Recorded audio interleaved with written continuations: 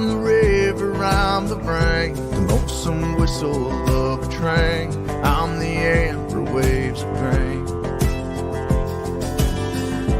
I'm the highway, I'm the farm, fertile fields and boulevards, the hand to rest over your heart.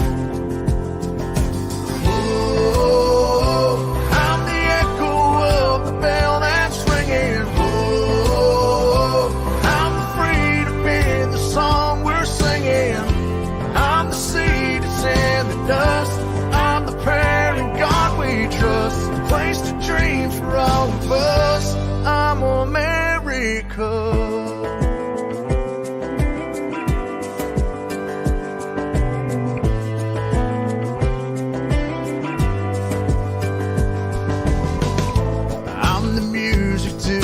Dance, the open window to a chance, the place where courage takes a stand.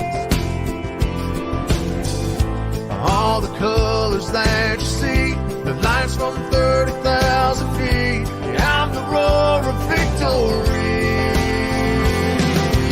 Oh, I'm the echo of the bell that's ringing. Oh, I'm the freedom in the song we're singing.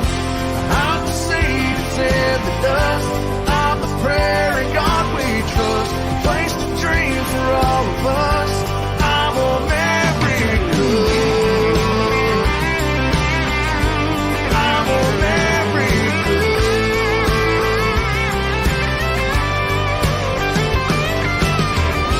I'm the fathers, I'm the sons. I'm the footprints in the mud. I'm a shelter washed in blood.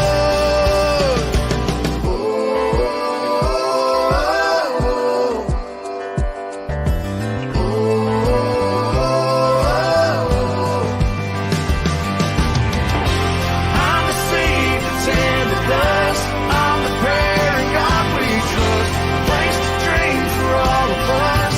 I'm America. I'm America. I'm America. I'm America.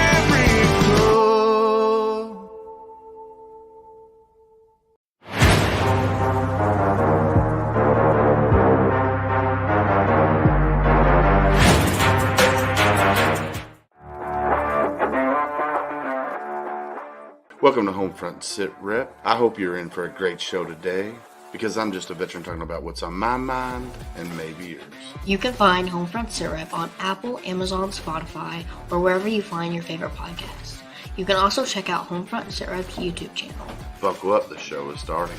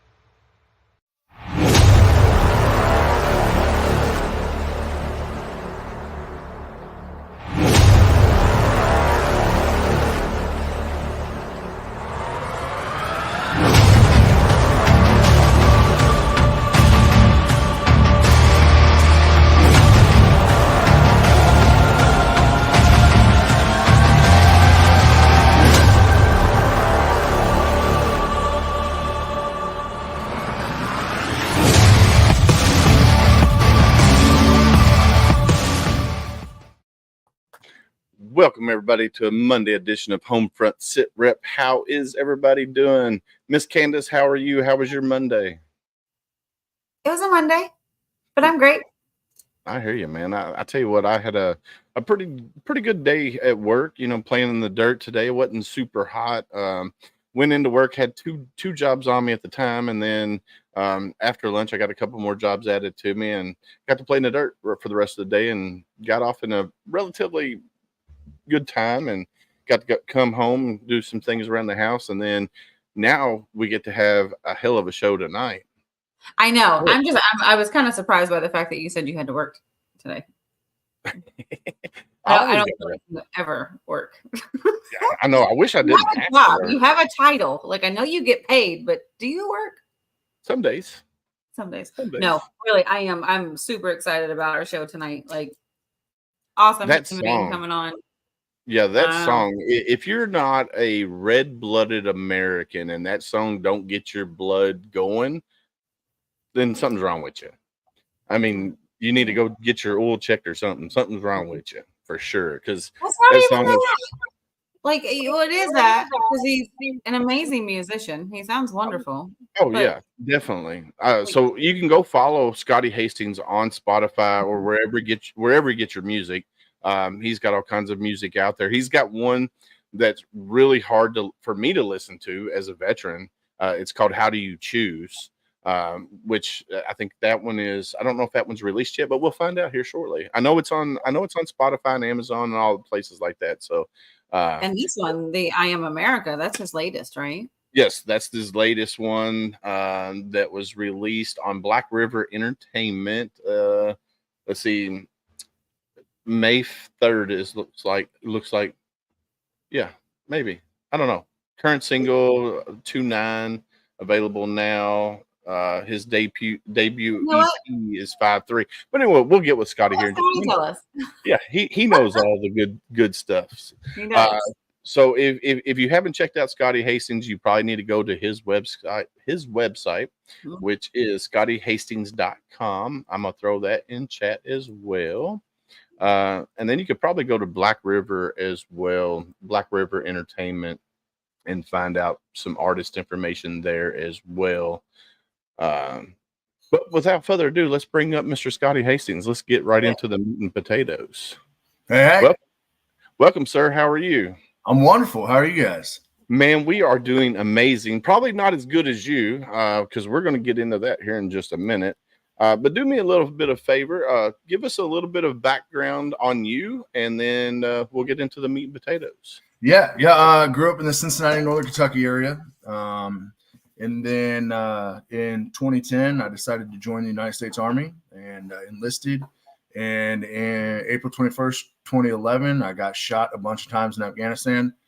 And I'm still healing, but, trying to do the best I can with what I got. And oh, yeah, for sure. Now I'm lucky enough to be able to do something I never thought possible and something I love more than anything. So I feel like you're being very humble about that. You got shot a bunch of times. Like, you got shot 10 times in Afghanistan. Yeah. It's a lot. that is. I've had better days than that day for sure. Well, yeah, but you know what? You're still breathing. You're still walking. You're still here. I'm blessed to not only be breathing, but to be able to do what I get to do. And I will never take that for granted. Oh yeah, for sure. I mean, because to be shot 10 times, to come back from a war zone and to heal and recover, your outlet for me is your music therapy. So you 100%. picked up a guitar and you started learning to play, and now look at where you're at this so many years later. Music actually just recently became my therapy, which is the craziest part. Before that, I shot archery with the U.S. Paralympic program, traveled all over the world and all the country and shot archery professionally. And that was my outlet for a really long time. And then COVID hit, and that's when I started learning how to play guitar and write songs. And really, and here we are. Yeah, and here we are 4 years later, with a record deal, doing things that I never thought possible, and with blessed enough to be around people that I have been listening to and have known about my whole life. And it's such a wild thing and a wild ride. You still wake up every day wondering if it's a dream? Yeah, so all the time. I wake up all the time. I'm like, dude, what am I doing here? Like, what? There's just been so many different situations where, like, I'm on a stage or I'm in a room with people and I'm like, what? How am I here? Like, what is going on? Like, this is wild. Oh yeah, definitely. So speaking of wow, how am I here? What was it like sitting or standing in that circle? Oh man, the Grand Ole Opry is man, it was one of the greatest moments of my life. It's you know the Grand Ole Opry is it's the pinnacle, you know, for what we do for being a country music artist, for being in music in general, you know, and yeah, there's nothing like it, man. I have felt feelings on that stage that I've never felt, and it was incredible. It truly Oh was. yeah, I mean that, like you said, that is the pinnacle for anybody who's in the music business, is to be invited to play at the Grand Ole Opry. I mean, just looking back at all the people that have come before you, Mhm. and look where they're at now. Oh yeah. And it's just like, holy cow. And I've been following you for a while, because we've talked numerous times via Facebook Messenger and Yeah. stuff like that before I even got you scheduled to come on the show. And Sure. you know, so I've been following your journey for a little while, and man, I tell you what, I'm super stoked that you got to play the Grand Ole Opry, because the ghosts that are in that building, Absolutely, man. oh There's man, so much history there, and you feel it, man. It's unlike any place that I've ever been, like where you walk out on that stage and you feel it. Like we did sound check and I cried like a baby. Like it was crazy. Like I've never felt so much weight in a moment that I did that moment. It was insane. Yeah, and you know, and I think the key to being able to hold it together when it's a packed house, because it was a sold out crowd, which is crazy also. The key to hold it all together is you just have to sob like a child during sound check, and then you're good for the rest of the night. And so, because You I know, played, and then your adrenaline carries you the rest of the way. yeah. So I played "How Do You Choose" on that stage, and that song is one of the hardest songs that I've ever written. It was more, you know, that song is about my best friend that was killed in Afghanistan. It's about the survivor's guilt that I feel on a daily basis. And my best friend, Adam Hamilton, his family was there at the Grand Ole Opry. There were 16 of them there that were there. And after I got done playing that song, they showed a picture of him on the big screen. And it was just, man, so when during sound check, I cried like a baby. I could barely get through the song. And the piano player, we got done. So Randy is the piano player. He's been there for decades. I mean, he is one of the greatest piano players to ever do it. And he's been part of the Grand Ole Opry band for forever. And I got done. We finally got done through the sound check. And he was like, "You sure you want to do that song?" And I was like, "Man, I have to. Like, it's the only song in this moment that I have to do." Oh yeah, definitely. Me being a veteran and hearing that song for the very first time, I was like, "Holy cow!" It's hard for me to listen to, so I can only imagine for you writing it and then performing it at the Grand Ole Opry. Yeah. I can only imagine the emotions that you were going through. I mean, it was probably emotional roller coaster for you. Oh yeah, I mean, it's like you're in a position, you're in a place, you're in a moment that so many people only dream of, right? Like they never actually get to be in this situation, in this moment. And you feel the weight of that, and you feel the weight of all the history that came before you. But then, and you know, you're excited and you're happy and you're just like just on cloud nine. And then you have a song like "How Do You Choose" that you have to get through, that humbles you very quickly and reminds you that you're here enjoying and loving this moment, but there's some of the greatest people that I've ever known aren't able to be here in this moment. Yeah. So it's like, yeah, it was a roller coaster.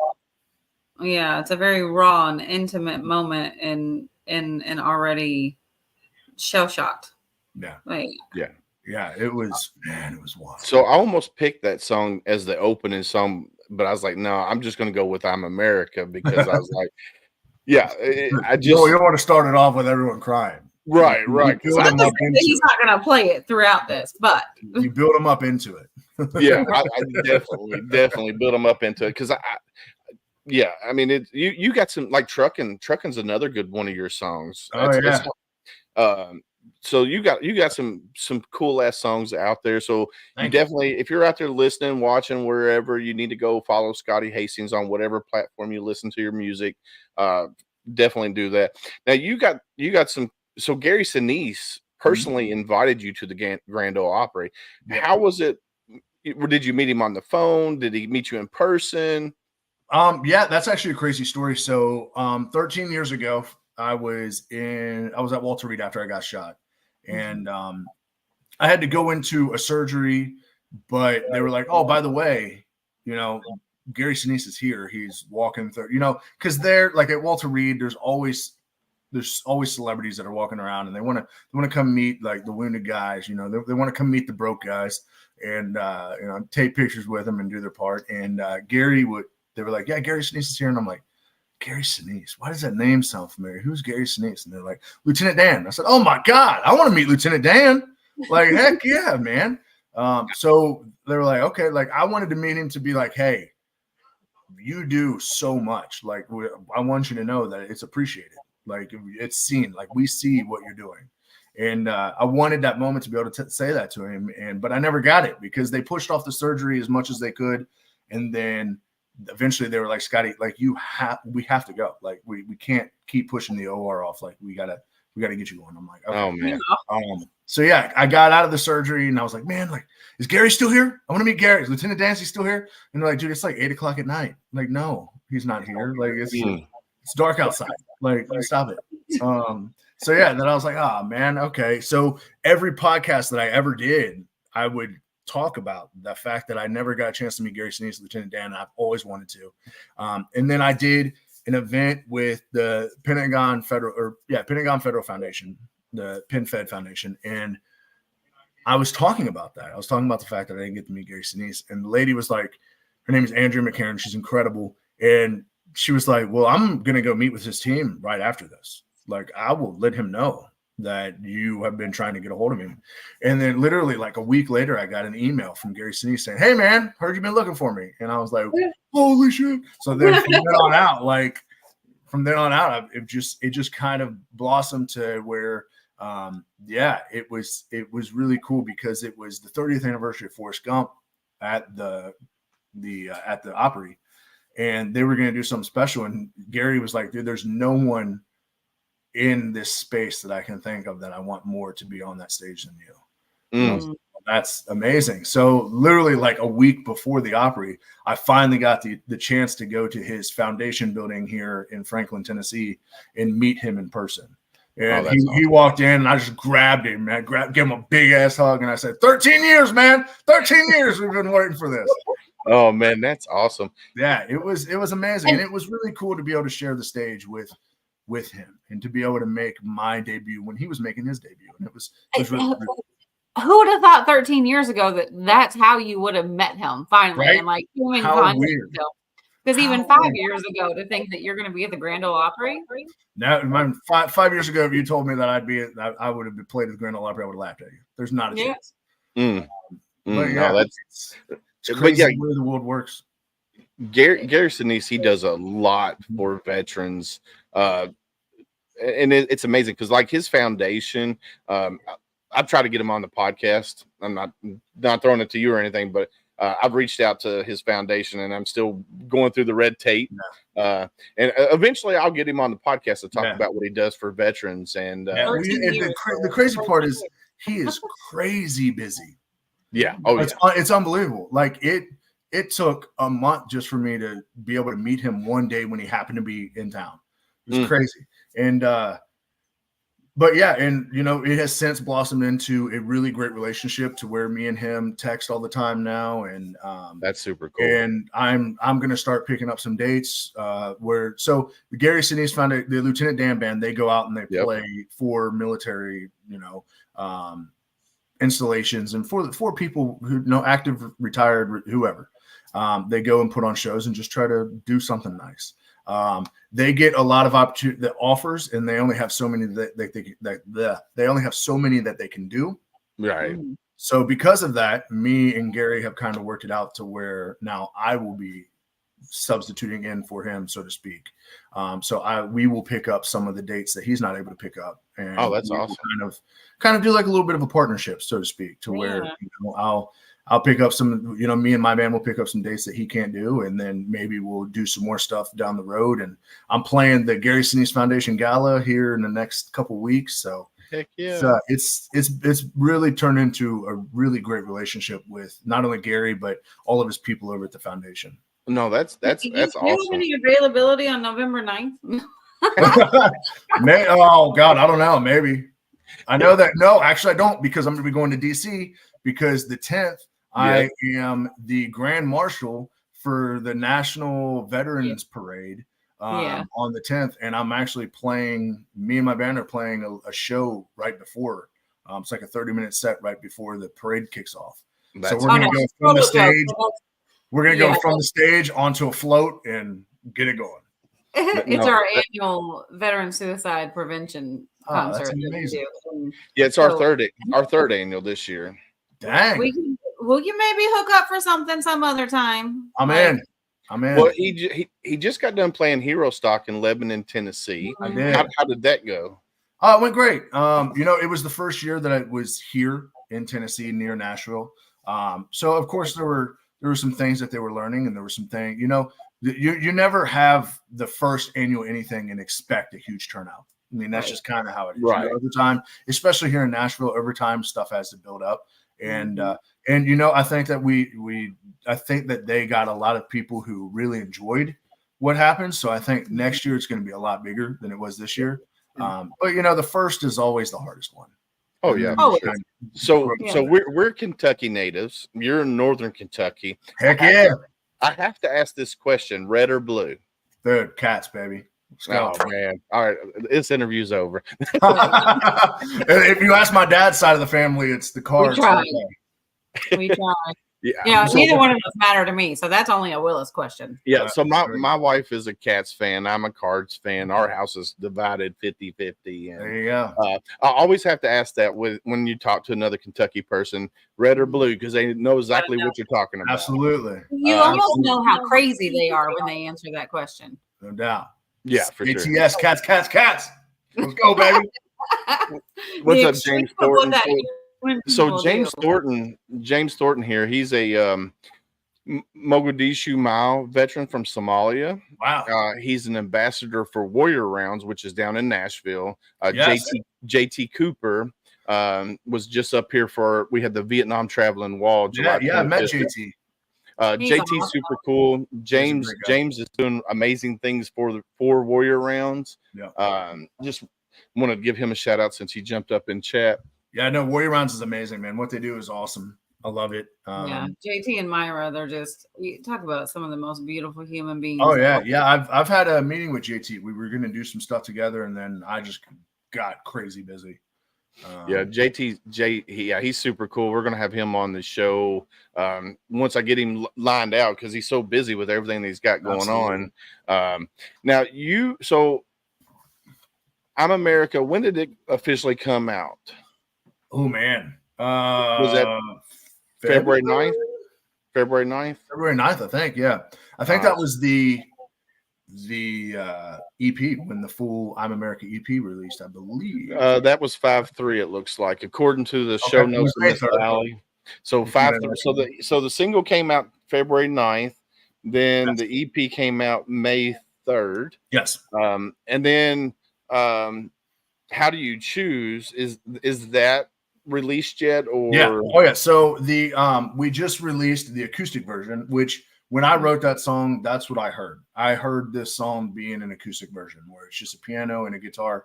And we eventually were able to do that. With the EP, we released a full production version of it, full studio production version of it, which was great and it was amazing. But to me, I wanted what I heard. I wanted that acoustic. I wanted that song that just reaches into your soul and touches your soul. And we were able to get that. And with the acoustic and thankfully I am part of a team here at Black River that they understand what we're trying to do. And when I said that I want an acoustic version of How Do You Choose, they didn't really ask. They just said, all right, let's do it. I think the acoustic version gets the message out there better than probably a full band, because you feel the gravity of the song with just being acoustic. And you probably didn't even have to put in the piano, just the guitar itself and yeah, it just, yeah. What's up, Doc? How are you, Mr. Thomas Reardon? How are you, sir? So Doc is Thomas is a Desert Storm veteran that when he got home, he started working as an EMT because he's a Navy corpsman. Yeah. When he got home, he worked as an EMT, and then he got to the point where his anxiety, his PTSD took over, and he couldn't leave his house. And then he got involved with a couple of veteran service organizations where they do equine therapy. And now Doc is able to leave his home.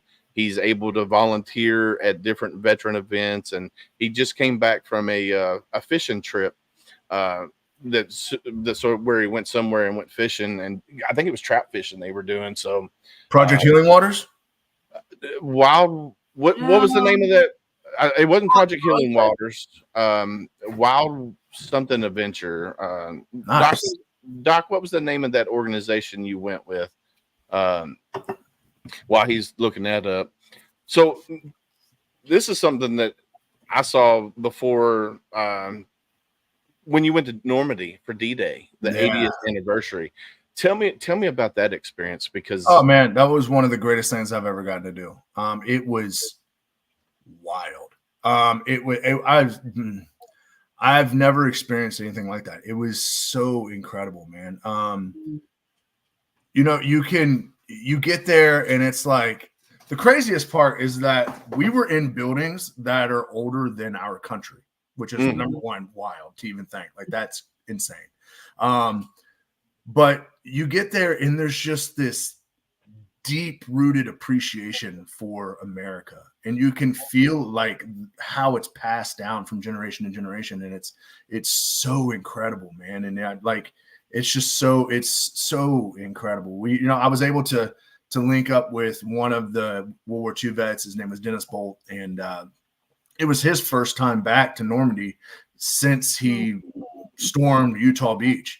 And he was one of the greatest people I've ever met. Like, it was so incredible, man. And when it's so cool because these guys go on, like, they were in hell, like, truly. I mean, one of the worst things to ever happen in our world history, and they were a part of it. And then they go back now, 80 years later, and they're treated like rock stars. Like, they're the greatest. Like, it's so cool. They're paraded everywhere. Everyone loves them. It's so freaking cool.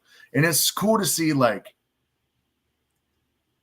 it was really cool to hang out with Dennis, it was his first time ever back. And he was able to see this like, that what he did meant something, right? Like, what he did, what he saw, what he went through, like, it was because of what's happening now. Like, it was because of all of these kids coming up to him and telling him how grateful they are for him. And it was so cool to see that moment where he realized that, like, what happened to him, what he did, all that stuff, like, it was for something. And it was that was incredible to see. It truly was. And but yeah, it was wild. It was so insane. I played like 6 shows there, and there was one show where I played for a bunch of generals and admirals, some of the highest ranking people I've ever seen in my life, in this room. And here I am, just retired as a sergeant, and I'm like, listen, y'all don't want to hear what I have to say, all right? But yeah, so I sang for them. I sang a couple shows for them, and then 2 hours later, I was on the big stage in the square in front of 20,000 people, 20,000 French people, and it was like, what is this day? Like, what is going on? But it was amazing, and you can just feel the appreciation, and it's so incredible, man. And even like, you go to like a gas station or something, or go to a place and they're like, "Oh, American? Yeah. Thank you for what you do." And it's like, damn. I'm like, okay. There was one time we were playing some songs on the mayor of St. Mary Glease, which is kind of where we were the whole time, which is the first city that was liberated in that area. And we were playing on the steps of the mayor's office. And while we were there was like 200 kids in the background, and they did like this little thing, and then they sang some songs. But there was one time when they played our national anthem. They played both the French anthem and the American anthem. When they were playing the national anthem, those 200 French kids knew every single word and they were singing it. And it was insane. Like, I was sitting there with the guys that were playing with me, and I was like, dude, they're singing our national, like, listen to the kids. Like, they're singing our national anthem. It was unbelievable. And it was truly one of the greatest experiences. It's beautiful to think that those veterans are able to go back and see that in a completely different light. Because 100%. when they left there 80 years ago, it's crazy because I say it ingrained. Oh man, it's so insane. I said it like to all of our teams. So I had a whole team out there with me. And I sat them down one day and I said, you guys need to understand, like, you have to appreciate what's happening here. There is not another veteran group that could ever do what is happening in this moment right now. Like, I know that me being in Afghanistan, there's not going to be a moment where we can go back to Afghanistan and they'd be like, oh my God, thank you so much. You know? Right. No. It's like James was just I mean, like, same for James. Like, I mean, there's not going to be a time when they go back to Somalia and they're like, oh my God, you're the greatest, you know? No, I mean, I was like, we need to appreciate this moment because this moment is the last of any of time that you will see that this is possible. And there's not much time left because I mean, the youngest World War II veteran was 97. Yeah. And it's like, man, there's not going to be an 85 or a 90. Like, no, that's what's crazy is, you know, here they are, they go back, they're celebrated, and you know, they've been going back for many years now, and to go back on, you know, 80th anniversary is first time there, and to be celebrated that way. We talk about it numerous times on this podcast that the stories of the, you know, Vietnam vets, the World War II vets, they're all dying away with those vets. And I'd love just to sit around a campfire and just listen to the stories, just to hear them for myself. I know I met some frozen chosen Marines that were during Chosen Reservoir, and to hear those stories and then go see that where they were at, because I happened to go to South Korea where they were at, and you feel the chills. Just you know, it's crazy, man. I tell you, it is super crazy. Well, it's almost like you have to take away where you were on that stage. Like, it has nothing to do with your music, but as a veteran yourself, and to watch another experience that. It was amazing, man. And it really kind of like brought what we're doing together. Like, it was, you know, it really, you know, there's times in this industry and in what I'm doing where I start questioning, you know, is this something that I want to do? Does this make sense? Is this really like worth it? There were definitely times when just getting started when I was like, what am I doing? Like, why am I doing this? You know, there were times when I played in front of the bartenders on Broadway, and those were the only people there. And I was like, why am I even doing this?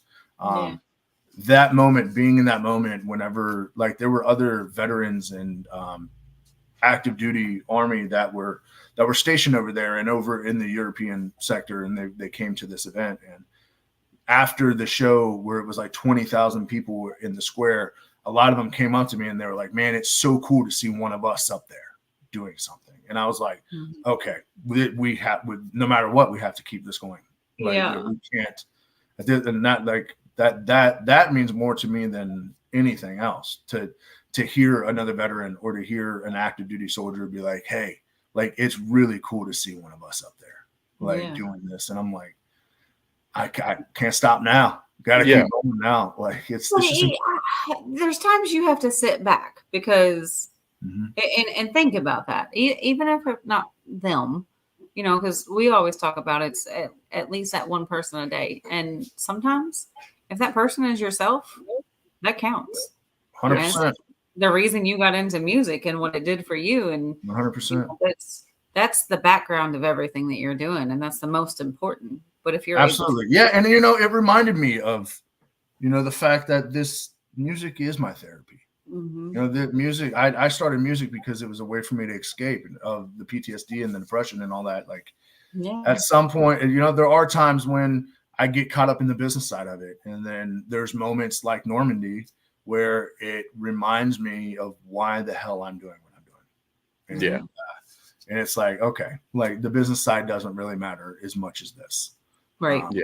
You know, and you know, it reminds me that, you know, from the very beginning, I've only wanted to put out, I want to put out music that helps somebody in some way, shape, or form. I want them to put the gun down and decide to try tomorrow. And that's all I've ever wanted. And it's easy, especially in this industry, to really get caught up in the business and, you know, trying to just do more and more. And I think that, you know, there are moments, luckily, where I catch myself and I'm like, hey, remember, like, this is what it's about. Oh yeah, you're a Kentucky boy. You're always going to stay grounded. You'll be all right. Yeah. Well, I try, man. It's tough. It's tough. It is. So I'm like that person that came up to you and said that, you know, I love to see a veteran on stage, and I love to see a veteran succeeding in anything they do, regardless if it's music or race car driving, whatever they're doing. I mean, I always feel connected, I guess you can say, because I am a veteran, and it just drives me just like, ugh. Yeah. And that's kind of why, you know, when I got involved with the veteran and first responder suicide awareness concert, we have, usually it's 12 hours of music. So this year's going to go from 11 a.m. to 11 p.m. And then we brought in local veterans that are singer-songwriters, and they're going to be performing, you know, throughout the day. And then we picked a veteran service organization called Camp Hero this year. So all money that is raised, 100% of the proceeds is going to Camp Hero, because he's a Navy veteran / police officer, that when he got medically retired, he started Camp Hero to help veterans, police officers, and Gold Star families. And I'm like, well, that's who we're going to send all the money to. And we got some great people lined up to come up for that. And it's just going to be a really cool show. It's the first time we're doing it out here in Mount Washington, where I live. And we got the amphitheater that we're going to get. And it's just going to be a really good time. And then, you know, I've been talking with Jason Steiner, who I know you know from Hero Stock. I'm trying next year to do a 3-day Hero Stock event in Kentucky, and then possibly do a 1-day this year on November the 8th. But working out the logistics, we got to get all that figured out and stuff like that. But no, you've opened for some big people: Dave Grohl, Tanya Tucker, Jelly Roll, Chris Jansen, and many more. Yeah. Out of all the people that you've opened for, and I'm putting you on a spot, that's like a hot spot. He is. Who was your favorite? You know, there's a bunch that are coming too. I'm opening for Craig Morgan coming up. I'm opening for Lee Bryce coming up. But my favorite. They're all amazing. All of them I met. Jelly Roll is such an incredible person. All the people he surrounds him with are incredible people. Jelly Roll is very smart with the people that he surrounds himself with, and you can tell. But honestly, Dave Grohl was it, man. One of the coolest people I've ever met in my entire life. Super humble. If you didn't realize who he was, you would never know who he is. He's just that guy that is just another guy. And he was amazing, man. I got to meet him back at the green room after I got done, and you know, we talked for a little bit, and he was, man, you know, you're so great, blah blah blah. And he's just such a great dude. And it was the first time that I've ever. So we played before the Super Bowl a couple years ago in Arizona, and it was a room full of like 200 veterans. It was very small and intimate. It was just me and him. We each played acoustic, and it was just like an acoustic set between both of us. So I opened for him, and then I got to introduce him, and he came out, and I kind of stood off like side stage and watched as he did it. It was the first time that I've ever seen someone who is so incredibly good at what he does. Like I've never seen him just throwing everything out there, and I've never seen someone throw everything out there a crowd grab it and then throw it right back. I've never seen like he's a different level, man. Yeah. Just a completely different level. And truly that was like the first time that I would ever, that kind of made me fall in love with going to shows as a musician now, because now I'm like, oh, like, you know, I was watching Dave and I was like, oh my God, like I want whatever this is, like the interaction between him and the crowd. Like it was one of the greatest things I've ever seen. Like, this is so, like, not only is he playing songs that like everyone knew and loved, and it was just him and an acoustic and it was all of his hits. And it was like, yeah, man, everyone was going crazy, but it was just like, you could feel it. You could feel the energy that he was putting out. And it was so incredible. And I was like, man, I want to do that. Like, I want to feel that. So now it has gotten me to where if I open for somebody, you know, I just recently opened for Chris Jansen and Parmalee, and I've gotten to where I want to stand side stage and I want to see what they do. I want to see their show. I want to feel what they're feeling. You know, there's a lot that these guys do that I'm like, I don't want to do that. Like, like the dudes who run around, like, I don't want to do that. Listen, I'm too big for that type of stuff. I don't want to be running around. If I start running around, I'm going to get tired. I might pass out. Who knows? But yeah. But there's just like, there's like Jelly Roll is another amazing example. Like, he'll stand in one place and you can just feel that he just exudes a type of energy, and you can feel it. And all of his band, like, they all have their own energy, and it's so cool to feel. And his drummer was a pretty awesome kid. Like his Cody. Yeah. Oh, so man, it was Cody's my daughter. awesome. It was one of her best friends growing up out here. Well, in Cody's Washington. awesome. Cody, and that you know, that's who Jelly is. Jelly has gotten to where he is big enough now to where he can surround himself with people who are great. He can, and not just great as in musicians, but great people. Every single person that is on his team is an amazing person, which is awesome. And really, you know, that's one thing that being around Jelly Roll taught me, was that if I want to be to where I want to be, I have to surround myself with people who are great people, not just musicians, but great people. Because Jelly Roll's doing it, and you see where he's at. I mean, he is blowing up beyond belief, and it's because he has such a humble group of people around him that, you know, just appreciate every moment and appreciate the interaction between people, and it's truly incredible. And I feel like I've learned a little bit from every opener that I've been able to be around. I mean, and you will, and with you saying you like to stay off to the side when they're performing, you will learn what they do, and you'll learn what will probably work for you. When you're at your shows. It's kind of like when Queen, you know, started "We Will Rock You" to get the crowd involved. You know? I think your song "Coming to America" or "I'm American," that hook. I think that'll get the crowd going. Oh yeah. So now that is the last song of every show now. And then there's a part where it's like, ooh, where like everything kind of breaks down, and it just, so now we have gotten to where that OOO part, we hold it out, and I get the crowd involved, and now I get people singing it with me, that I get the crowd singing the OOOs with me. So it's really cool. And we got parts of my show now that we are putting together that people can sing along with, and they can be a part of it. And that really is truly what I want to do. You know, if I'm going to play a show in front of everybody, I want to have a good time, and I want them to have a good time. And I want them to scream the songs that we're singing. So we do covers mainly just because I want to hear people yell, really. You know, we'll do covers, but we do our versions of them, but you know, mainly just so we can get the crowd screaming and yelling and loving it, you know, because what's the point of being up there if we're not gonna have a good time? Yeah, but it's like you were talking about, like, you almost have this dragon that you're chasing, of that feeling that you saw Dave have, and I'm looking forward to hearing about when you find your own.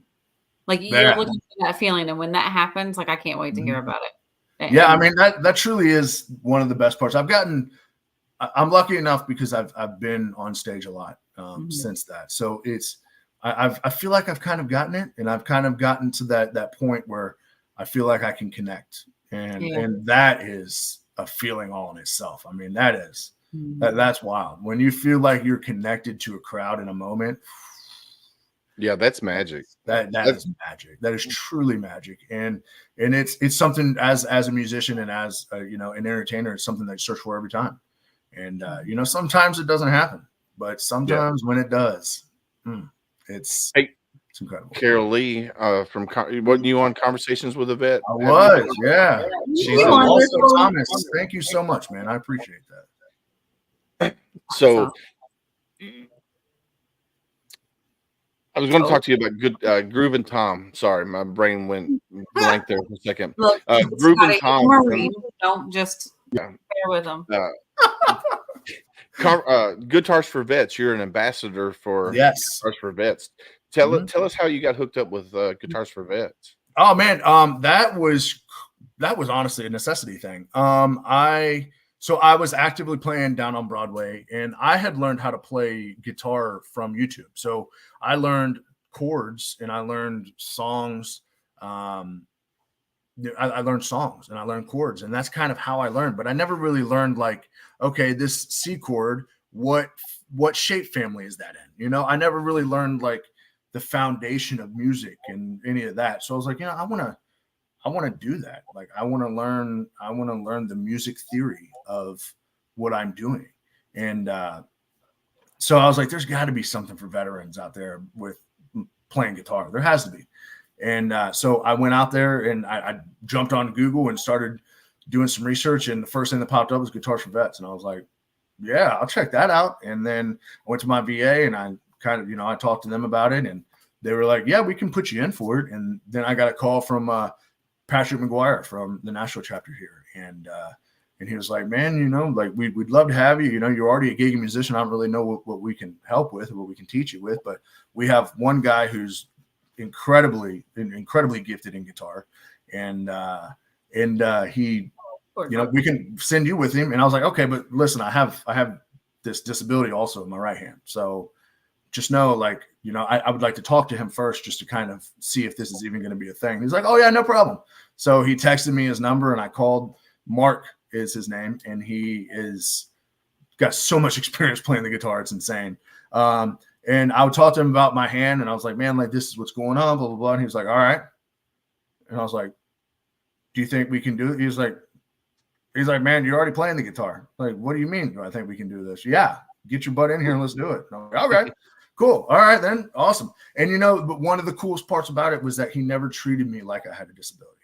It was always like, hey, like if you're wanting to learn, I'm going to teach you, and that's it. And, it was Mark is incredible. And it was a great experience. It really was. I went through the Guitars for Vets program, and now I'm, blessed enough to be able to call myself an ambassador for Guitars for Vets. And I get to do some really cool stuff with them. And yeah, actually it's funny, at Hero Stock, the national chapter that I went through, I was like, hey, Jason, man, you think maybe we can throw some of the Guitars for Vets guys up there, because they have like a jam band where they go out and play. And he was like, well, I mean, they could probably do a couple songs. And I immediately called the national chapter and I said, hey, y'all get together. We're going to do 2 songs. So they came out and they played 2 songs at Hero Stock. But yeah, that's awesome. Malachi was there, wasn't he?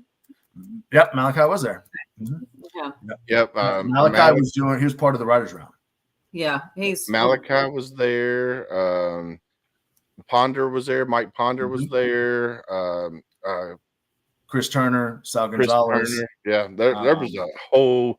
Shannon Book, one of my best friends, Shannon Book, he was there. So talk about one hell of a testimonial. Like, here we are, sorry to put it this way, broken down veteran, disabled, been shot up in Afghanistan. You didn't know where you were going. You were trying to turn to something to try to heal yourself, to escape your demons, per se. 100%. And you went through this VSO, from Googling a VSO and looking at some of these veterans out there that have these doubts and go, why would I do that? It's not for me. It's not going to help me. Just listening to your story and where you are now, like from 5 years ago, right? What's your best piece of advice that you could give to any veteran out there that is doubting whether they should make that phone call or sign up for something? Freaking do it. Like, why not? And that's kind of, I've been there, man, where I was like, man, I don't know. Like when I started learning how to shoot archery, right? So I started learning how to shoot archery. I was right-handed. I shot 3 arrows into the ceiling, and the guy there was like, listen, you're a freaking liability with your hand the way it is. You need to stop. I said, there's not a chance in hell you're going to tell me that I can't do it. So then I switched to left-handed, and I started learning how to shoot left-handed. And then eventually I became professional where I got paid to shoot archery. And I eventually got on the U.S. Paralympic program and started traveling all over the country and shooting professionally. And again, I mean, had I not just been like, screw it, that would have never happened. Had I not been like, you know what, I'm going to learn how to play this damn guitar because why not? Had I not done that, what are you going to do with that hand next? Like first it was archery and then it's a guitar. What's next for the right hand? I think this is it. I like what I'm doing right now. I think this is it. But no, I mean, at the end of the day, like I went through so many of those doubts, that where it's like, man, like when I was shooting archery, like I shot 3 arrows in the ceiling, my hand screwed up. Like I'm not gonna be able to do this. Like I'm not gonna be able to do this. But playing guitar, like I can't feel this hand. Like I'm not gonna be able to do that. But I just said, screw it. I'm gonna try. Why not? What's it hurt to try? What does it hurt to try? And then the same with the open mic night. The very first open mic night I ever went to, I was literally like, you know what? Screw it. Like, why not? And got on stage. And in that moment, I knew that this is what I needed to do forever. And it was like that escape and that sense of peace that I had found in archery and learning how to play guitar and learning how to write songs. It was there, but it was magnified 100 times. And had I not just been like, screw it, I'm going to try it and let's see what happens. Had I not done that, I wouldn't be in the place that I'm in right now, doing the crazy, incredible things that I'm able to do. So yeah, my piece of advice is if you want to try it, freaking do it, man. What do you have to lose? At the end of the day, what do you have to lose? You're back to square one where you were. Okay. Yeah. I feel that because it was like with this podcast. So I got out of the Marine Corps in 2004 and I got involved in veteran service organizations, volunteering, then eventually got up on a board of a couple of different service organizations. And the last one, when I left it, I didn't know where I was going to go because I was like, all right, where am I going to go? And I say, I'm going to start a podcast. As most veterans, I sat here and I bought the equipment. I had everything set up and then just sat here for about a year. About a year and a half. And then I was like, all right, I need to start figuring it out. And then I started looking at all the other veteran podcasters out there, what they were doing, and everybody was focusing on the stories of veterans. I was like, well, I want to be different. I want to find something that nobody's doing. And then that's where I decided to do veteran service organizations from around the country, not just not Wounded Warrior, not Mission 22, not the Walmarts of the veteran service organizations. I'm looking for the DGs of the grassroots. And I've met numerous people over the year and a half, 2 years that we've been doing this podcast that have been amazing people. And then I was like, all right, let's sprinkle in veteran musicians, veteran comedians, veteran authors. Let's sprinkle those in because you guys have stories to tell as well. Because you and your journey, you were shot 10 times in Afghanistan. You come back from there. You started archery. You did wonderful. You were professional at that. Now you're moving into music, and your music just resonates. You could feel that you're writing from your soul with the songs that you come up with. And we had the team from Cav Arts Challenge America on last night. And we played your song for them, and they loved it. So Houston will be in Nashville with he's going to go meet up with Vince and Amy and I think he wants to meet you. I don't know what he's got plans, but I love how we're just on first name basis now, right? Like, that's Amy and Dave and like, I know, it's crazy. hey, It's so Scotty. crazy. It's so crazy. Like at the another crazy wild thing, the craziest thing that I think the craziest part of what I get to do is the people that I get to be around. So I was at the Grand Ole Opry, and we're sitting backstage, and I'm standing behind, and I'm just standing out in the hallway, and me and my team are talking or whatever. And I look down the hallway, and someone's walking up, and it looks like Zach Brown. And I'm like, is that freaking Zach Brown? And he walks by, and I'm like, hey, Zach, man, huge fan, blah, blah, blah. He's like, oh, man, thank you so much. We talked for a little bit, and I'm like, what just happened? Like, I just, like, that was like, okay, whatever. Then next thing I know, Gary LaVox from Rascal Flatts comes walking in. I'm like, Gary, man, huge fan. He talks to me for another 5 minutes. And I'm like, what is happening in my life? What is going on? So again, also, I get text messages from Gary Sinise, which is the wildest thing ever. But I'm sitting there talking to Gary in the hallway, and I look over, and freaking Brock Lesnar standing right next to me. And I'm like I look at my video guy, and I'm like, is that Brock Lesnar? And he's like, yeah. And I was like, Brock. And he's like, hey, man, what's up? And I was like, dang. What's happening? I'm like, and it's like, and I've also, by the way, I'm 6'4", 280 pounds. I don't feel small around a lot of people. Brock Lesnar made me feel very small. He is a giant mountain of a person.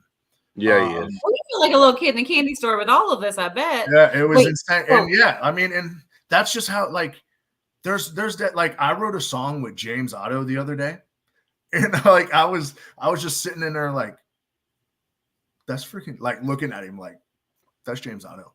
Like, yeah. I'm writing a song with James, like, that's James Otto. Like, right there, that's James Otto. Like, it's just so crazy, man. It's just, this is a world that I never thought I would be a part of. Like, this was never the plan. Music Personal was never, question. Yeah, music was never the plan. Like, and here I am, like, surrounded by people whose music I've loved forever. And I'm like, right. Do you know who you are? Like, I can touch you you are, right because now. I know who you are. like Jamie Johnson. I walked into his dressing room, and I said, Jamie, what's going on, man? How are you? He's like, hey there, Halls, how you doing? And I'm like, okay, this is weird. Like, what is, like, what? Yeah. Moments you'll never forget. But look, serious but personal question. Hmm? Gary Sinise. Yes. Is he in your phone as Gary or Lieutenant Dan? Gary. No, Gary. So Gary, but under it says Lieutenant Dan. Okay. It says Gary Sinise. So how and could you then not underneath do it that? says Lieutenant Dan. Absolutely. I have since figured out who Gary Sinise is. So That's awesome. That's awesome. Yeah. So it's so wild, man. It truly is. And it's, like I said, I mean, this was never the life that I imagined. My life was that I was going to be in the military for 20 years, and then I was going to retire out, and I was going to be good. And then, it's so crazy the way that life changes everything. And yeah, you just have to roll with the punches and then find your thing. Yeah. It's your purpose. Like, it's I don't know your beliefs, but it's not our plan. And Yeah. somebody had different plans for you, and your 100%. purpose is still helping. Well, That person right there is leading the charge. yeah, absolutely. He will never steer you wrong. And that's like with this podcast, like I said, I snowballed it for a year and a half, and then we got into it, and it has just grown larger than I ever thought it was going to grow. Yeah. I mean, if you go to Google, we got Scotty Hastings sitting on here right now. Right. Well, you guys were going up for a while, but Scotty came on, and now boom, right back down. No. No, I came on and made us number one, and then hey, there we go. So there it is. we have been the number one veteran podcast, according to FeedSpot, for 12 weeks now in a row. That's amazing. Which is amazing. Awesome. And we get to meet wonderful people like yourself. And then we had my Marine Corps rapper. He's a veteran. He's a TR, baby. Well, his name's Theory, and he's got a song that you would really like. It's called "Falling from Grace." I do think he would like that. I think you would. So before you go, I will play that, but I'm going to play the song that I didn't think I was going to play because I think it needs to be played. So if you're watching out there right now, grab your tissues. Grab your tissues because you're probably going to need it. Thanks, Willis. If that's okay, Mr. Scotty. Yeah, this is the greatest song I've ever written. So yeah, I was doing really good without the goose pimples this episode.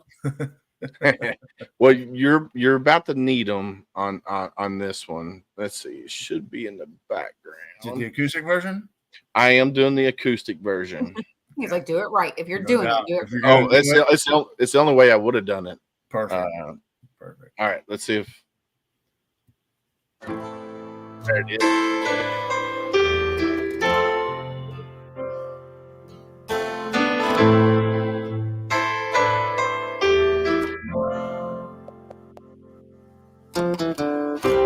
Rolling down the window, too scared to get out. How do you say goodbye to someone you thought you couldn't live without? My mind is racing with memories of who he was and how good everything used to be. Damn. Could have been me. How do you choose who comes back home? Who goes under no gravestone? I'm just asking 'cause it makes no sense to me. Is it something that takes a little time? Does it even cross your mind? Or is this the way that it has to be? Tell me, God, did I win or lose? Why am I here and he's there with you? How do you choose?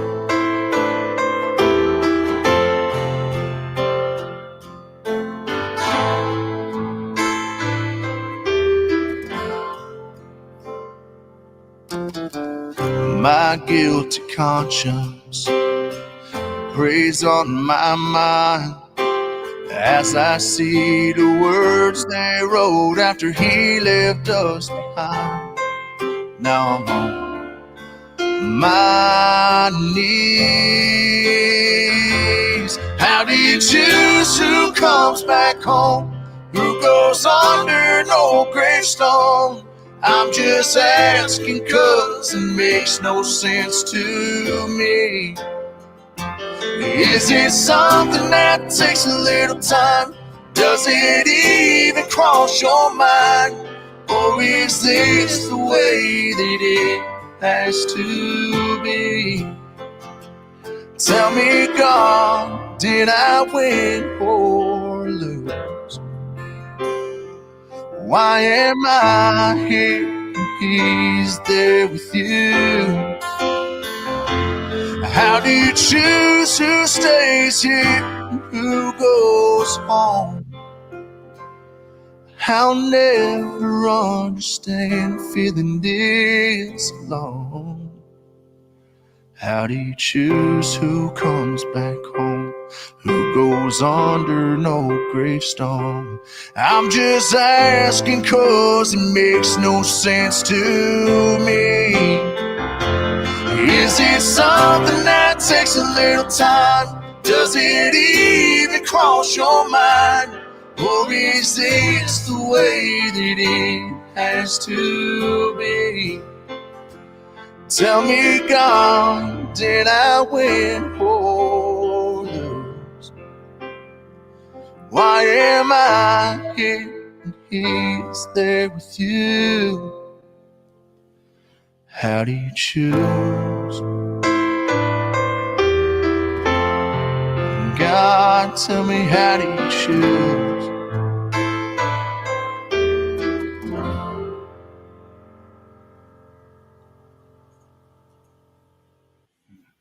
Holy moly. Yeah, I love that song. I don't even know how you perform that song. It's still the hardest song. It's crazy because it's the most personal song that I've ever put out. It is truly my heart and soul put out there. It was one of the scariest songs that I've ever put out because of the fact of how personal it is. Literally, the verses of that song is step by step from the first time I ever went to see his headstone. And that the chorus of that song is a conversation that I've had with God since I got shot and started finding out that my best friends, the greatest people I've ever known, were being killed and there was nothing I could do about it. And yeah, I knew that as soon as I put that song out, I knew that people would see a side of me that I wasn't sure if I was ready to show. But I knew I had to. Up here. So when the very first time I ever played that song out, it was when I opened for Dave Grohl. And like I said, there was like 200 veterans in the room. And I played that song for the very first time. You know, I wrote it with Creative Vets and Jesse Wayne Taylor, my really good friends. And I played it for 200 vets. And it was the first time that I've ever been in a room where it was completely silent after the song. And I was like, oh my God, they hated it. Like I freaked out. I was like, oh my, this song is the most personal song I've ever written. And they hated it. What do I do? And then I started looking around and I realized that everyone was kind of consoling each other and hugging each other. And then in that moment, I was like, there's something to this. Yeah. And so I called my producer and I said, hey, we have to put this song out. Like we have to. There's not being in that moment in that room when 200 veterans were completely silent. Number one, it's hard to get a veteran to shut up, period. So to be able to get done with a song and 200 veterans in one room be completely silent because they don't know how to react to what just happened. Yeah. In that moment, I knew that there was something to this song and that I had to do, we had to put it out. I'm so glad that I did because 2 days later, I get a message on my Instagram, Facebook, one of them, saying from a guy who decided to drive 2 hours to go to this show that Dave Grohl and some guy was playing. And he was at the last point in his life where he that next weekend, he was ready to end it. I played How Do You Choose? And it changed everything. He said, that song saved my life. I want you to know that. And in that moment, I was like, this song is important. Oh, it's very important. And I get messages every day. And it's not just veterans, which is the most amazing part, is that it's not just veterans that message me. It's moms that lost their kids too soon. It's it's even people who lost grandparents. Anyone who's ever lost anybody at some point has asked this question. And I get messages every day because of it. And this song has done so much good for people. And it's incredible. And honestly, I can just thank, Creative Vets and Jesse Wayne Taylor and my best friend, Adam Hamilton, who was in that room that day when we wrote that song, because that song has saved people. And with my music, that is what I wanted to do from the very beginning. And I'm able to do it. And that song is such a blessing, not only for me, but for anyone that it helps. No, I love it, man. I mean, it like I said, it when I first heard it, I was like, holy, because I'm like you. I had, I got out of the Marine Corps the first time in 2001, then got recalled back in and didn't get out until 2004. And I lost a lot of brothers overseas. And I've asked that question numerous times. How do you choose who comes home? How do you choose who don't get to come home? Yeah. I want to thank you for putting that song out there, because it needed to be out there. Yeah. And my mom who's watching, she said, love the song. Yes, I agree. Thank you, brother. I appreciate that. But yeah, man, it's just, God, that song. You think about the ones that you lose back home too. Yeah, 100%. that come home and can't cope 100%. because Or of like the craziest talking part is about. like they survive getting shot at every day, and then they come back and some crazy shit happens and now they're gone. And it's like, Right. how do you survive all of this crazy stuff that we just did just to come back and Yeah. like, well, what the hell? Yeah. Yeah. I the way that I set that song up every time I talk about it at shows is, I got shot 10 times, and there's the survivability of that is pretty damn close to zero. And there's people out there who get hurt far less than I do, and they're not with us anymore. Right. And I've asked myself so many times, how am I here? How do you make that choice? Who makes that choice, and why me? Yeah. But really, Like that song came from a night where I was playing on Broadway, and my best friend Adam Hamilton, who was killed in Afghanistan, his mom showed up to my show on Broadway. She stayed for like 3 hours. It was one of the greatest shows I've ever played in my life. She was there. We laughed, we cried. It was incredible. But at the end of the night, when we got done, we talked a little bit, and you could just feel that there was so much missing in that moment. And yeah, when I went back home, I was stuck with this idea of how do you choose? And I realized that idea was something that wasn't new. It was something that I have asked and felt for a very long time. And I was struggling really, really hard when I went in and wrote it with Creative Vets. And I thank God that I did in that moment, because it has helped me. It has helped me heal in some way, shape, or form. And I'm glad that it's providing healing to someone else. Yeah, I'm still got goosebumps over here because I played it earlier in the car with my daughter. After I picked her up, I was playing your followed you on Spotify, and I was just playing it in the truck. And she looked at me. She said, "Daddy, are you okay?" Because she could see it in my face. Because it's one of those songs that you don't beat your head to or anything like that. You just sit there and you just listen to it, and she knew, and she touched me on my arm. She said, "Daddy, you're okay?" And I'm like, "Yeah, I'm fine." She goes, "This is a powerful song." And both of my daughters, I got a 17-year-old and a 15 getting ready to be 16. Both of them plan on going in the military. One wants to be a combat medic. Then the other one wants to be security forces in the Air Force, because she wants to be an FBI agent. That's awesome. And it really hits. It really hits at home. It makes you think about things. Yeah. It's just crazy, my friend. It's just crazy. Yeah, it's awesome. It's really cool.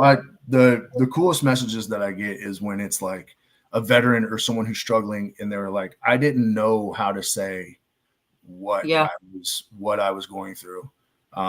So thank you for giving me words. And like when a song can become a bridge to where someone doesn't even have to find words, they don't have to say it, they can just push play, and the people around them can understand. That's when a song becomes more than a song. Yeah. That's powerful. Yeah. And it's incredible. It truly is. So you got some cool events coming up and tour dates. So I'm looking. Yeah, thanks, Willis. Kind of change the mood, man. Change the mood a little bit. Yeah. So 9899, you got the PenFed Foundation golf tournament. 913, you got Hero Stock again. That's the one in Ashland. That's the one in Ashland. Yeah. Then 920, you're opening for Lee Bryce at the LOEB Stadium in Lafayette, Indiana, which we might have to try to make that one, because that's close to us. Come on. We need to get Allie to get you into Kentucky. Being a Kentucky. Listen, we're working on a Cincinnati show. Okay. I mean, it's close, but come on. I mean, I'm from Cincinnati, Northern Kentucky. Like, come on. You need to come to Kentucky then. If I go to Kentucky, it's Lexington. So it's closer.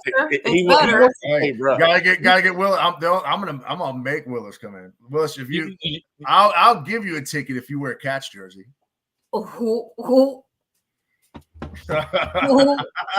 Can I wear red underneath of it? Absolutely not. Absolutely not. Dang it. Then you got 921 opening for Craig Morgan, which I love Craig Morgan. Oh, he's awesome. And his remake that he did with Jelly Roll of Almost Home. Oh God. Dude, that's one of my favorite songs that he's ever done. Almost Home is such an incredible song, man. And I love, like, I grew up listening to 90s country where like every song like painted a picture. Like it told a story, like you saw it. Like that is one of the greatest songs that I've ever listened to that truly just paints this picture. And man, it's incredible. And I'm so blessed to be able to, you know, open for not only Lee, who has become a really great friend of mine, which is wild to say, but also Craig. I mean, he's Craig Morgan. I mean, what the heck? Yeah, Look at your mom, Willis. Listen, your mom's gonna be wearing some cat stuff. Let's go. But yeah, you know, and it's just we have some amazing shows coming up and some stuff that we're working on that's going to be really incredible, and some more music that's coming out that's going to be really incredible too. I can't wait. I think I can share this now. I think that it's going to be a thing. I have a song coming out with Lee Brice and Dolly Parton later this year. What? Yeah. But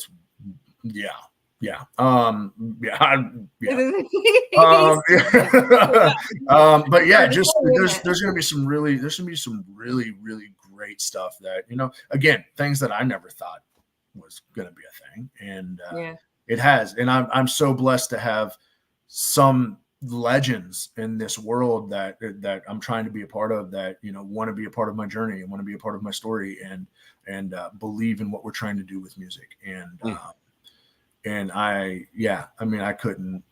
I'm so incredibly blessed, and I couldn't ask for anything more. No, that's in the words of our hero, that's phenomenal. Dude, I can't wait to see where your journey goes from here for sure. And then Candace asked a question in private chat, and maybe Allie can answer it in private chat, or you can. But I know time's wrapping up. I know we got to jump off here shortly, but I do want to play this song. So Theory, TH30RY is how he pronounces his name. Marine Corps veteran. He's originally from Chicago, Illinois, signed with Big Homies Records just recently out of Utah. He's been on our show a few times, and he wrote this song. And for me, it really resonated with me, because if we as content creators, and as you as a musician, if you don't put out reels, if you don't put out content, then you fall from grace. Hence the name of the song. And when I first heard this song, I was like, dude, that song, just on a musical lyric standpoint, is on fire. So I'm gonna play an awesome mashup right there. Think about that. It would be to have Scotty and Theory. Yeah. You know what's funny? I want to do a song with 50 Cent so bad, and I want to call it 19 Rounds. Nice. So because he got shot 9 times, I got shot 10 times. Like, man, like, let's go. Like this is a rap song just made. This is already a rap song. Like, oh, heck yeah. Let's just do it. Like, that'd be so. This is already a rap song. All right, here we go. You ready? Yeah. All right, let's do it.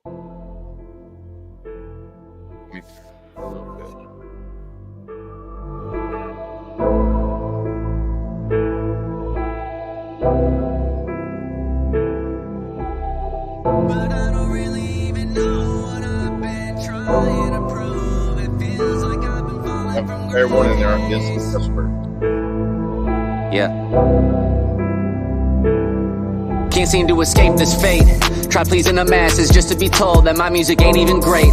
It's way below average, people so cold, and how many followers you get to find your success. It's crazy to think how I do what I love for a living, but somehow I still don't feel blessed. Ain't get enough views on that clip that I posted a week ago. Goddamn, must mean that I suck. Meanwhile, the video trending right now is a girl on the gram saying she down to get fucked. Maybe I'm doing it wrong. I'm posting my content, crossing my fingers for luck, and hoping they playing my songs. But hundreds of streams will still only get you $1. So how in the hell do I win? Do I change who I am? Do I put out an album about selling drugs, fucking bitches, foreign cars, all the riches, gang, Glocks with switches? Maybe they'll love it and I can go viral, but is the fame worth it if I'm losing myself in the process, forcing my heart and my head in a downward spiral? I feel like I've been losing myself for far too long. Far too long. Far too long. I don't really even know what I've been trying to do. It seems like I've been floating away. You love me, then you love me not. These feelings gon' put me in the grave, but I don't really even know what I've been trying to prove. It feels like I've been falling from grace. I won't lose myself just to prove myself to the people that don't want me to change. But I gotta adapt, the old way don't work no more, so I gotta change up the grind before I get left behind. I'm already midway to 40 and worried I'll never be hitting my prime. You tell me to always stay true to myself, but then when I do it, I'm wasting my time. Just give me a sign. I don't wanna change, don't wanna conform, but I know I gotta do something and soon, cause then if I don't, I'm breaking the norm. And fuck social media, all of that hatred been bringing me down. I go to perform and post up a reel to show how I did, then get all these messages about how I'm corny. Nobody does that, you should just stop. Put out the song, I bet you it flops. Hang up the mic, your flow is too basic, no wonder your Spotify listeners dropped. This is the shit that I get for pursuing my passion, thinking one day I'ma pop, and maybe I might, but all that I know is I'm gonna continue to rise to the top. I ain't losing myself. I don't really even know what I've been trying to do. It seems like I've been floating away. You love me, then you love me not. These feelings gon' put me in the grave, but I don't really even know what I've been trying to prove. It feels like I've been falling from grace. I won't lose myself just to prove myself to the people that don't want me to change. I don't really even know what I've been trying to do. It seems like I've been floating away. You love me, then you love me not. These feelings gon' put me in the grave, but I don't really even know what I've been trying to prove. It feels like I've been falling from grace. I won't lose myself just to prove myself to the people that don't want me to change. That's cool. Yeah. That's sick. I like that. It really resonates. Really resonates, especially with, doing podcasts. If we don't keep creating content and putting reels out and stuff like that, then you will fall from grace, and then people stop coming on and watching. And just like you as a musician. Yeah. Well, it's crazy the way that the music industry is kind of moving. So there was a dawn of time when musicians were mysterious and no one knew what they were doing and how they were doing it. They would come, they would record an album, and then they would tour it, and then they would be gone for a year recording another album, and then they would come back and tour it, and that was what happened. And social media has given so much access that now the fan bases want to feel like they're a part of everything, which for what I'm trying to do with my music, I love it. I want to connect with people. I want them to feel like they're a part of it. But especially for a lot of the older, generation of artists, it's harder for them to kind of grasp that. Thankfully, we have people in the industry that get paid really good money to be very, very smart about content and creation and stuff like that. I have an amazing, content girl that helps me, thank God, because I'm 36 years old and technology is hard. But I love the way that it gives access to fans, the way that, doing a reel or, just having people be a part of everyday life, the access that you get. I think it's so cool. And it makes the music mean more. If the people can feel like they're a part of it. Oh yeah, for sure. Sure. I think music has also become a lot more personal. It's not just writing the story. It's real 100%. and raw. And 100%. And I think a lot of that comes with the fact that, especially in country music, comes with the fact that a lot of the artists that you're seeing these days are songwriters themselves, and they want to record songs that they write, and that's all they want to record. And so you're truly getting like songs from that artist, and you're Mhm. truly getting their heart and soul in words. Yeah. You know, and it's I mean, it's amazing. It really is. Definitely. I'm looking forward to seeing what else you come up with. And you know what? I will tell you, if you do come to Kentucky and you have a show, I will come and wear a Cats jersey just for you. Let's go. We'll have to make that happen because my wife will love you forever if you get me in a Cats jersey. I'm in. Absolutely. This is live and recorded, so you can't take it I back. know. It's out there now. And my daughter's watching right now, so that means my wife is watching. It's out there now. It's out there now. I'm down. All right. So this hour and a half that you've been on here has been amazing. Thank you. Is there anything that you want to shout out before we let you go? Yeah, just everyone follow me on socials, my website to figure out where I'm at, because even I don't know most of the time. And I have new music coming. We're working on the second EP now, so new music coming probably sometime early next year. But yeah. So I'm gonna throw your. Just let me be a part of this. By the way, this was cool. No, you already have an offer for somebody to buy that jersey. Oh, yeah. There we go. Oh hell. So website's right here. You can go to the website. Make sure you follow Scotty Hastings Music on all social media platforms out there. Like he said, he's got a great content creator that's putting some great stuff out there. Scotty, it was our honor to have you on, my friend, and be able to play your music on our show and to get it out there to the masses. Thank you, man. It means the world to me. I appreciate it. It means the world to us that you came on. Thank you to Black River Entertainment, for getting back and answering the messages. Miss Allie, I want to give her a shout out too, because she's amazing. She's very spot on when it comes to answering emails and stuff like that. And it's been our pleasure to have you on, my friend. Thank you. Thank you so much. I really appreciate it. Hey, you're very welcome. Thank you. All right, I'm gonna drop you out, buddy. How cool was that? Well, you just threw them out. I know. I just gotta go. We gotta. All right, Scotty. That was not in my control. He can still see me. I didn't do it. Your hands. No. Dude, I tell you what. When I first heard "How Do You Choose," I literally had to pull over and sit. Yeah, you're an ass for that one. Thank you. Hey, when it hits you, it hits you. I mean, it's amazing. So, and then, it makes me think. I know it's not the same, but who it made me think of? Who? Lauren. Oh yeah. Yeah. Mm. Yeah, there was memories that flooded back from days old. And his music is just freaking phenomenal. It's fire.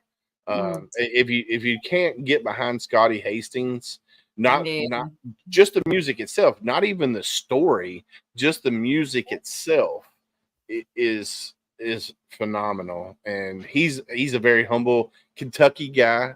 We got to throw that out there. He's a Kentucky guy. Makes it 100 times better. So, but anyway, Candace, he still comes a little Cincinnati, but that's okay. Yeah, a little bit of Cincinnati, but Hey, we need to get him hooked up with Theory too. See if they can come up with the song together. That would be amazing. It would be an amazing mashup with their two brains and the way that they work in their stories. Yeah. I think I know it's not Dolly. Hey, he's. Oh man! But no, another great show. Scotty Hastings is amazing. Sure. Black River Entertainment. Thank you guys for everything that you guys do for veterans out there. And Candace, it's that time. Run us out of here. All right, like we always say, stay safe out there.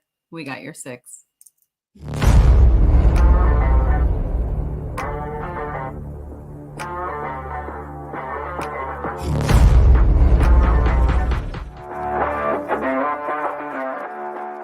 Thanks for listening. Hope you enjoyed the show. Suggestions and comments are always welcome. Cannot wait to have another great show with y'all. Don't forget you can find HomeFront Sitrep on Apple, Amazon, Spotify, or wherever you get your favorite podcasts. Stay safe out there. I got your 6.